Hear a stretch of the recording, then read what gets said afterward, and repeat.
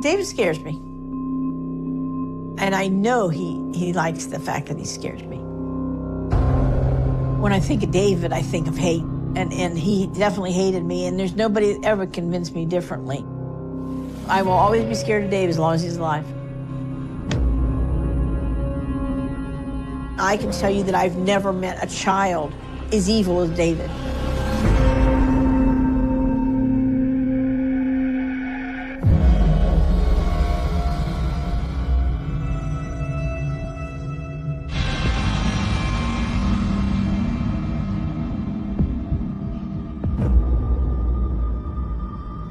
What went wrong in this guy's head? Why is my brother sitting in jail right now for effectively the rest of his life? Something's wrong here. I know the guns are wrong, okay? I know that it looks bad. When I look back at David's life now, David strikes me as just somebody who it was just born into this world angry. I didn't want this to happen. I didn't plan on this to happen. When I first told people that there's something seriously wrong with him and he needs help, he's going to end up killing somebody someday, some people thought I was crazy. I feel that I can shed some light on what David's about. Very personable, had a great smile, and I just found him very attractive. And then as I got to know him, he was a very big romantic. Since we worked in the same building, he would show up with gifts and flowers frequently. After we'd been going out for probably a month, he asked me if I wanted to meet his children. Sister. She was funny.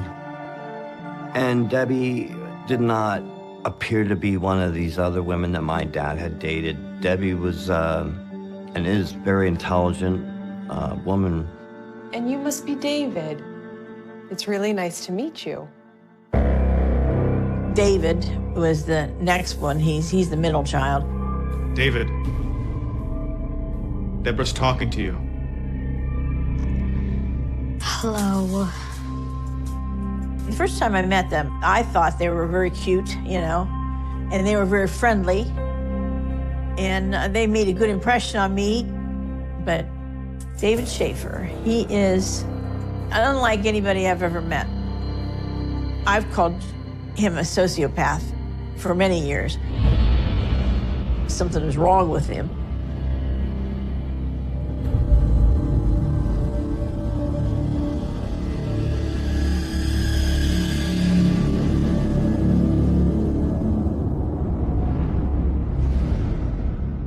To that very well. There were problems. David, what are you doing? Watching TV. If you ask him, did you do your homework? Finish it now. Nah. And I said, well, you go to your room and finish it. So he walked outside and went out to play. David, you know the rules. I said no. He would do anything but what he was told to do, period.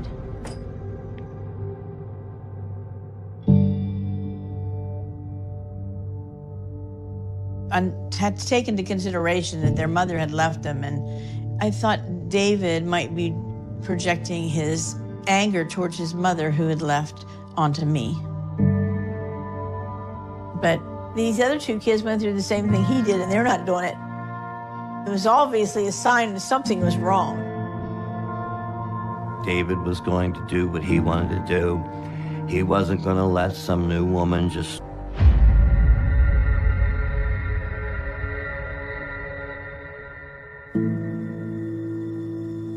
He was a loner and a troublemaker. It seemed like the only time he was happy is when he was tormenting somebody or lying or manipulating. It's Take, for instance, we had a pet pig. When he got big enough, we were going to butcher it. One of the kids loved the pig. So we didn't tell her. We told her Mr. Pig went away one night. We sat down and we're having pork chops. When he's thinking something to do to hurt somebody, you could tell in the eyes. They almost have a sparkle in them.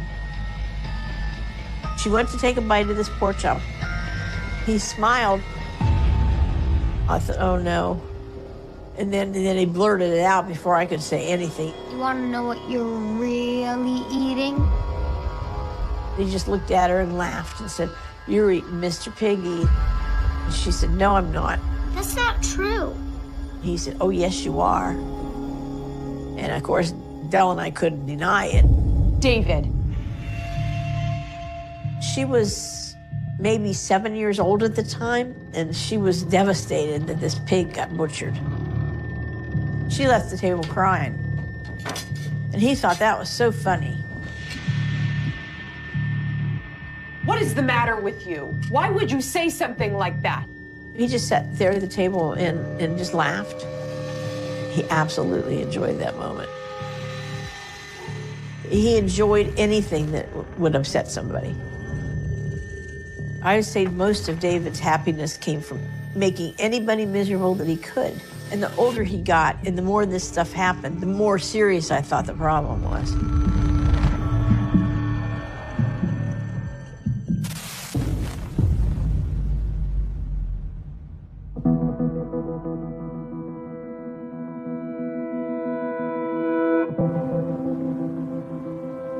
If the other children had misbehaved and they got punished, say take the television away, the phone privileges, or get grounded, it worked with them, but it did not work with David.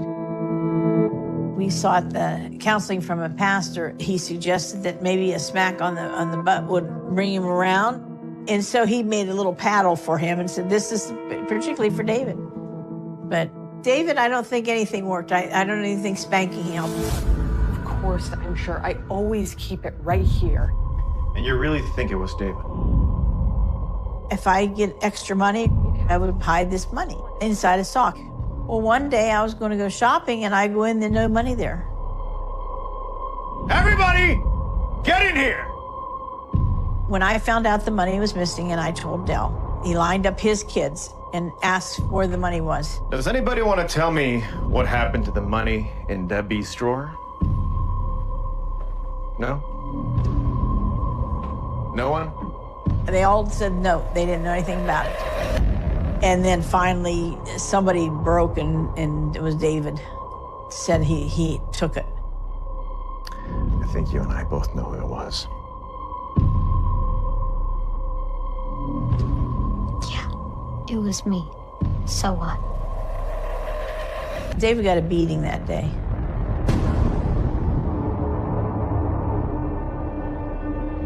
It didn't even faze him. He was like, oh well, you know, it didn't matter. He didn't cry. He didn't do anything. It was like a defiant look in his face and just saying, go ahead and beat me. I'm not going to react. And the more it went on, the more intense it got, and the more intimidating it got. He just looks right through you. It was shocking to me because I never saw anybody look at me that way before, especially a child. When David was disciplined, it just seemed like he just got more angry. David was really defiant towards Debbie. I never did understand his level of defiance towards the simplest things.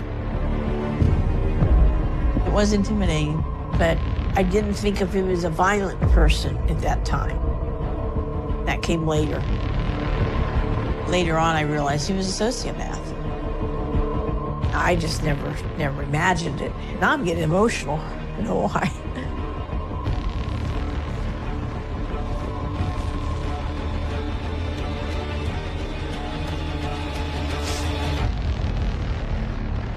don't know. I guess he does terrify me. And everybody told him to smile, and he didn't smile. I did not think at that point that he would be like he was, that he would be a killer, or even that he would be as devious and manipulative as he came to be. But after the wedding, I noticed a shift in David's behavior, and especially towards me.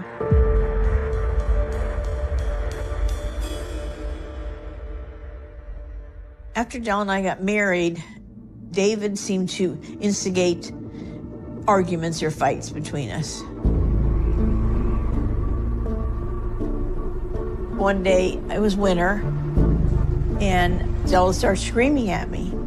And I'm like, what in the world are you upset about? What the hell is wrong with you? What are you talking about? Why would you do that to him? He's just a child. And then he starts to tell me this story that David told him. He told his dad that I locked him out of the house in freezing weather with no coat and wouldn't let him in. And he was out there for like 3 hours after school. Well, that's not true. I don't know why he said that to you, but he's lying, Del. Oh, so now my son's a liar, huh? I had no idea what he's talking about. No idea. I said there was no way that I locked him out of the house. Dell was angry with me because he believed David. He almost always believed David. He actually got physical with me. It's freezing out there, Deborah. How dare you? When Dell would lose his temper with me, he would pull at my hair or grab me or shove me up against the wall and just, yell in my face. You know, you've had it for him since the second you got here. That's not true, Del. Let go of me. Then why did I find him outside, shivering in the cold? I don't know, Del, but I'm telling you, I would never do that. And David's just sitting there grinning. He wanted me gone. Because I was the intruder. I was the threat.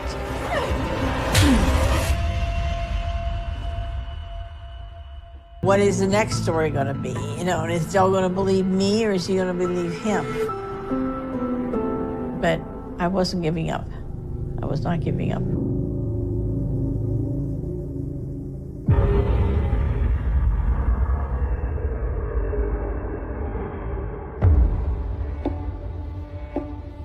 He manipulated his father into fighting with me every chance he got. One day, I'd just gotten home from work, and the next thing I hear, Dell's yelling at me. Yeah? Is that you? Yeah, Del, I'm home. I said, what is your problem? And he said, how dare you? And I said, what are you talking about? And he says, you kicked David down the basement stairs, and you went down and kicked him in the gut and his back while he was on the ground. David told me what you did to him. I'm like, unbelievable. I realized David was lying to him immediately. And I told him that. He's lying to you again. Not this again. You don't really believe him, do you? Then how do you explain this?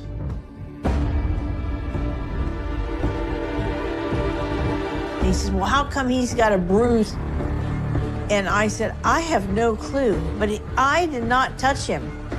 He could have fallen, hit himself, fell down in the playground, who knows? Or maybe he did this to himself. Did you ever think about that? Dell blamed it all on me. And of course, I got slapped around that day. Del! You never should have touched him. David enjoyed the fact that his dad physically abused me. This was about the time that I told Dell there's something serious wrong with him, and he's going to end up killing somebody someday.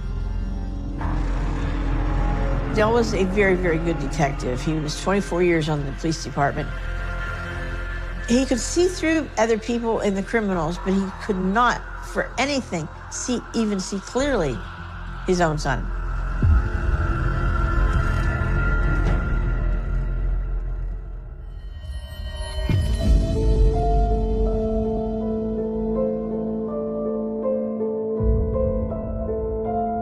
One day out of the blue, David's mother called Dell and asked if David could come live with her.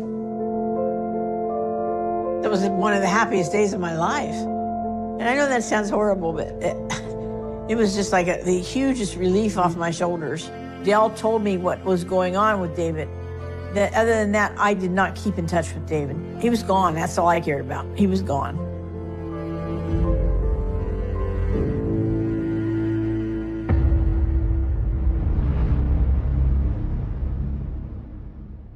'91, where my mother and I were in the kitchen. We got a phone call.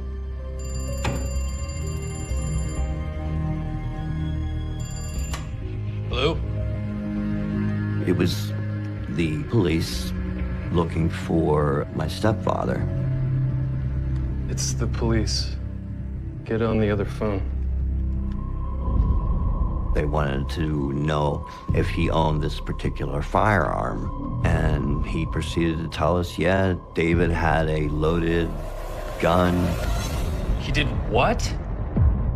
He got into a disagreement with somebody, and he went and took one of my stepfather's guns and threatened a guy and was arrested. No, that's impossible. He knows better than that. When I heard that David had done all this, my first thought was, are you out of your freaking mind? To take a loaded firearm and go after somebody, that to me is just insane. My father, being a police officer, raised us to use guns properly. It was a huge red flag for me, but I didn't look at it as, any kind of pattern of behavior developing. I just thought, here's my idiot brother doing something stupid. He spent a couple months in jail over that incident. I had hoped that David spending some time in jail would put him back on the right path. It did not turn out that way. No, his life ended up a lot worse. This is his life for real. He's in the front of this picture smiling, but I don't think he's got that expression any longer.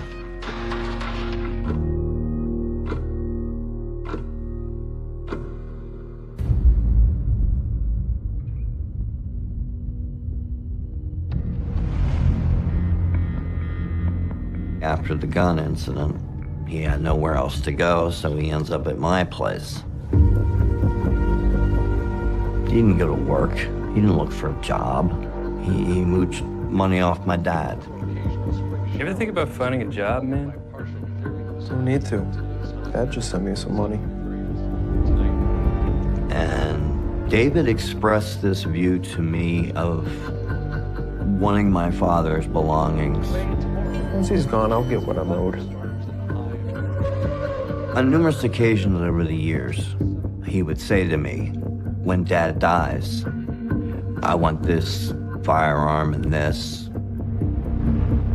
I feel Dad owes me a fishing boat. Dad owes me hunting gear because he allowed Debbie to come in and he allowed her to make all these changes in our lives. You won't be around forever. And I would kind of be like, what do you mean when he dies? Well, everybody's got to go sometime. And it just would make me wonder, like, why would you even talk about that, Who sits there and says and thinks about when their parents are going to be dead and what they're going to gain from it? He doesn't get the concept of family. He schemed, he plotted. He looked around and saw what my dad had and thought, this should all be mine. How do I get it?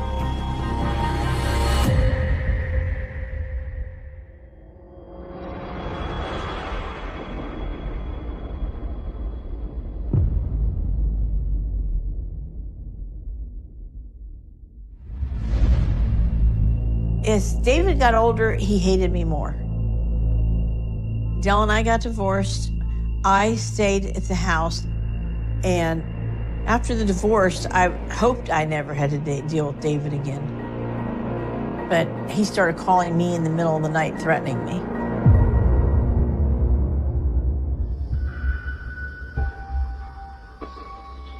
A couple of years after Dell and I divorced, I was woken in the middle of the night by a phone call.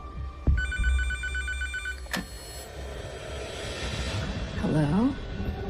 The voice I heard on the other end was David's, and he said to me that he was going to slit my horse's throat and then come for me next. David? Is that you? When I first heard it, I thought, did I hear that right? There was no real emotion to his voice. It was just the same monotone voice that he always used. And the words were frightening. So I hung up. Now, mind you, I'm out in the country, 20 minutes out of town, living by myself, and there's not a house close to me. Terrified, I got up, I got my gun, and the phone rang again. This time he didn't threaten me, he just made funny noises. Don't call here again, David. This isn't funny. I didn't know where he was calling from. He could have been calling me from down the street. The heart starts pounding. You know, you're nervous. Actually, I got up and started pacing and looking out windows, you know, making sure all the doors are locked.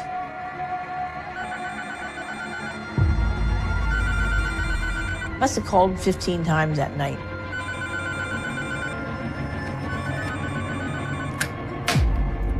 I called the sheriff's department, and they said, well, we can't do anything. I did not sleep for a few nights. I was there all alone, and it was very scary. I didn't know what he was capable of at that point.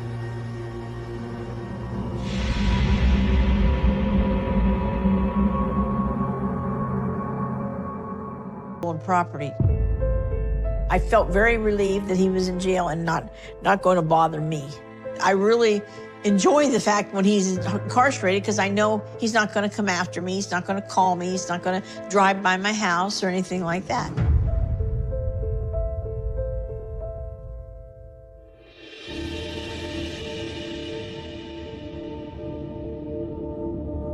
He was paroled after 6.5 years, and he went to live with my father. Instead of allowing him to go to a halfway house, my dad stepped in and said, no, come home to Dad. I'm gonna take care of you. When I heard that David was out on parole and he was living in Dell's house, that I was apprehensive about. That meant he was close by. I think Dell's house is maybe half an hour from mine, 40 minutes at the most. I was worried about the fact I know Dell's got guns. I know he's got tons of ammo. And, you know, there's David. I was afraid he was going to carry out his threats. 10, 11 o'clock in the morning, I received a text. The message said, he's gone. And I wrote back, what? She said another one. She said, Dell's dead. He was found dead in bed. He wouldn't wake up. I said, who found him? And she said, David.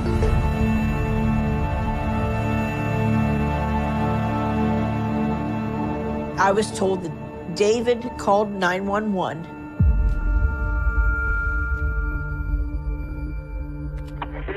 Where's your emergency? My name is David Schaefer. Well, what's going on there, sir?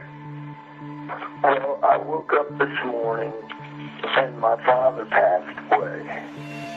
Dell was actually taken to a funeral home. They thought it was natural causes. Everybody thought it was natural death. I gave him CPR. Okay. All right, sir. He's dead. I just wrote back, David did it. I don't care what anybody says, David killed him. And she says, how do you know that? I said, because I know David, he killed him. He's there at the house with you? Yes, he's on the couch. He's definitely not breathing. You're positive of that, sir? No, he's not breathing. He's ice cold. This whole thing was a ruse. Poor me, come help me. Poor me. When I hear that phone call.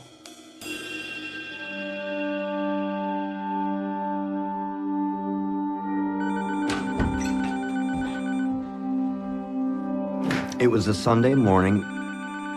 This is how I found out my dad died. Hello? She said, well, I just wanted to check up on you. It made me raise an eyebrow, and I said, what's going on? She said, you didn't hear. And I said, hear what? What are you talking about? And she said, your dad was found dead this morning. His cause of death, as far as I knew, was he died in his sleep of a heart attack. I was devastated. I just started crying. But I really didn't have any reason to suspect that it was anything other than natural causes.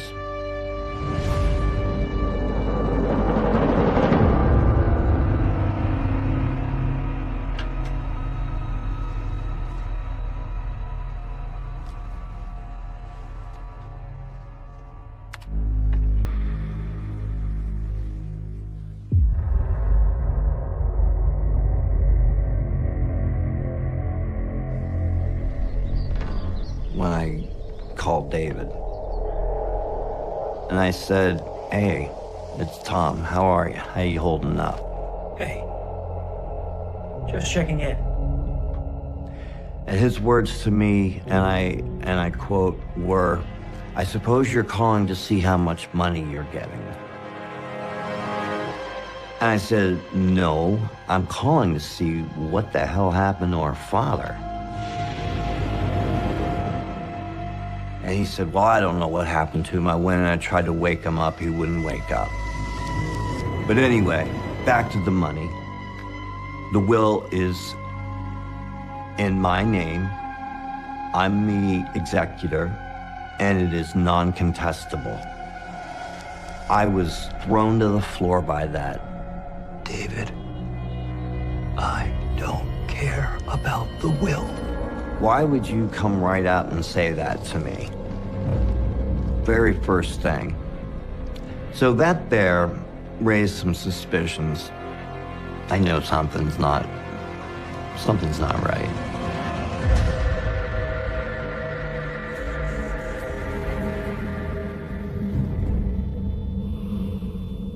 The will stated for everything that he owned to go to David. His beloved son, David.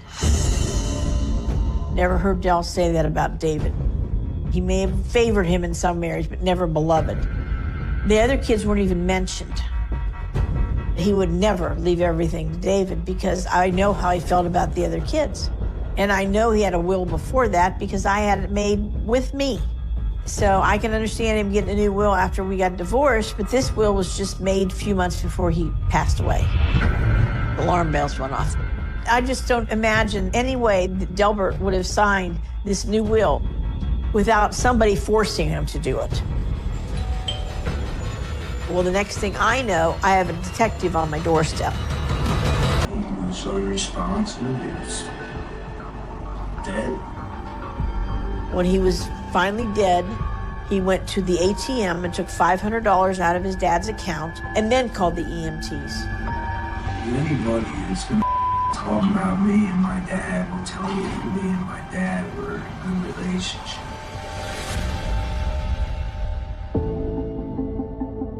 It was like somebody hit me with a brick. I told the detective that came to visit me Again, that I knew he did it. It was clear as day.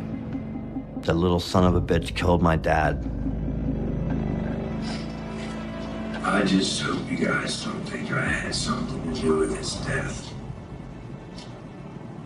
It would devastate me. to think that I'm going to spend the rest of my life in jail.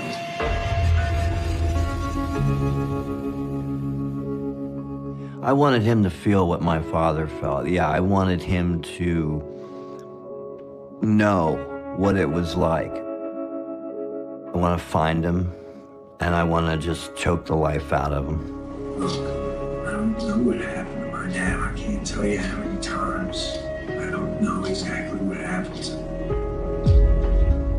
It's unfortunate. I had my keys, and I wanted to get out of the apartment, and my girlfriend said no. Because if you do something to him, you're no better than him. Let the courts handle it. And that's all I could do.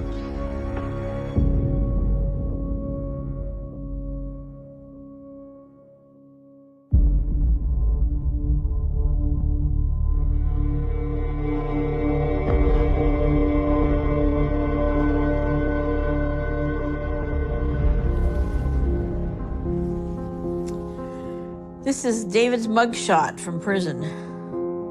This is after he's convicted and sentenced. When I look at this photo, I see the evil in his eyes. This picture reminds me of his stare, that he stares at me mostly. This time he's not smirking because he's on his way to prison. I don't ever want to see him look at me again, and I don't ever want to see him again. This is a guy that I'm ashamed to say I'm related to. I see a guy who is sorry that he got caught. And I think he's angry at that. I don't think he's angry about killing my dad. I think he's angry that he's gonna have to spend the rest of his life in a jail cell. He still calls what happened to my dad an awful, tragic accident. This guy beat my father to death. That's the cold, awful reality.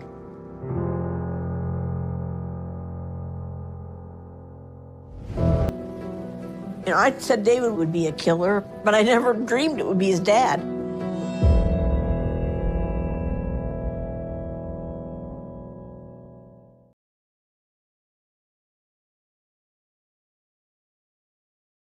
I had begun to crave.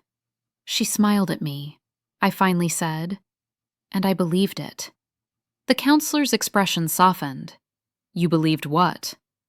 That I could be the man reflected in her gratitude. A long silence. That's not a crime, he said. It is when your hands are built from the reason she needed that gratitude in the first place. He closed his eyes, a small exhale, a sadness, a recognition. Ah, he murmured. There it is. What? The fracture. A beat. And the fall. That night, I returned to the studio, not to paint, to confront the ruins. The room was empty, dim. Moonlight dripped across the floor in pale streaks. Her portrait sat on the easel. The smear on her cheek glistened faintly, a tiny flaw, barely visible, insignificant, but to me, it was monstrous. I approached slowly, each step an indictment, my breath shallow, hands shaking. I reached out, stopped inches from the canvas, afraid to touch again, afraid to ruin again, afraid to confirm what I already knew. I destroy what I want to protect. My chest tightened, my throat closed, my mind spiraled. Flashback. A dark corridor, a door kicked open, boots pounding, screams muffled by dust, a figure clutching a photograph, my rifle shaking in my grip, not from fear, but from the cold certainty of obedience. Then, a command barked from behind me, a shot fired, a body falling, the photograph dropping to the floor, the same photograph I now held as a painting. The moment returned with perfect clarity, unavoidable, indicting, paralytic. I sank to my knees, my palms pressed against the cold cement, my breath raw in my throat. The counselor had said, collapse comes when fantasy meets truth. Here was the truth. I had tried to turn guilt into beauty, tried to rewrite myself through someone else's suffering, tried to escape the weight of what I'd done by painting a softer world. But the world wasn't soft, and neither was I. The collapse came fully, brutally, mercilessly. My breath accelerated into shallow gasps, my chest constricted, my vision narrowed. A ringing in my ears drowned out everything. Panic. Real panic. The kind that strips a man to his bones. I bent forward, forehead touching the floor, hands shaking uncontrollably. I am wrong, I whispered. I am wrong. I am wrong. Not evil, not monstrous, just wrong. A person misaligned with his own humanity.